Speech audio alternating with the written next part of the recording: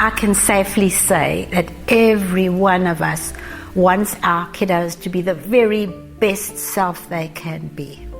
We encourage them, we support them, we rescue them, we prod them, we motivate them, everything that we can to help them. And you would think that with all of that support and encouragement, that they would be the most robust, resilient, self-confident children. And yet this is not the case.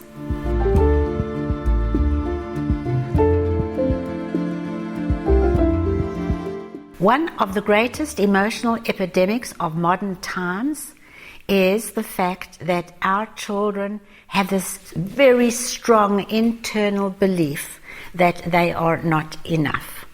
And the inner pain that this inner belief of I'm not enough causes our children is enormous. It colors their entire life. It affects their self-esteem, their energy, their vibrancy, their love of life, their joy.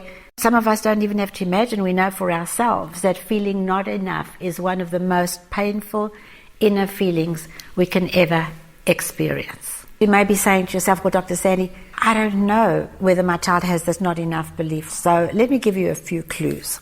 First of all, many of the children who come to visit with me and the parents who come to visit me tell me that the child actually says those words. I have heard time and time again in my consulting room that 7-year-olds, 9-year-olds, 11-year-olds, especially teenagers, tell me that they feel like they're not enough. They often say things to put themselves down, like I'm so stupid, or I'm not as smart as Peter, or I can't do this. They have extremely high expectations of themselves. They become angry, resentful, defiant, withdrawn. They have meltdowns, temper tantrums. And we tend to see those symptoms, but if you look behind those symptoms, guess what you find is a child who feels like they're not enough.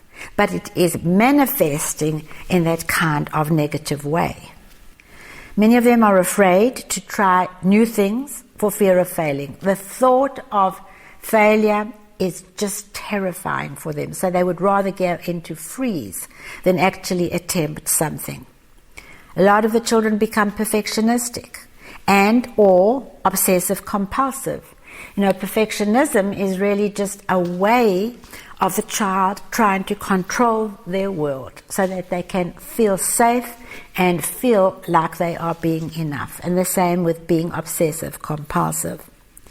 Of course, these children are easily stressed, and the final clue is that they develop stress-related conditions, which we have spoken about, all kinds of physical stress-related conditions. If your child has any of these signs that I've just spoken about, then I'd like you to take note of it.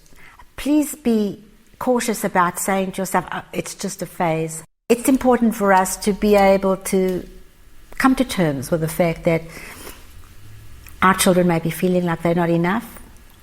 And I've got some amazing, exciting, wonderful news for you. And that is that we can rewire that belief. That belief that your child may have, which is wired into their brain, I'm not enough, and they go there many times during the day. We can rewire that brain. I'm going to say it again. We can rewire that neural pathway to create a new neural pathway which says, I am so enough.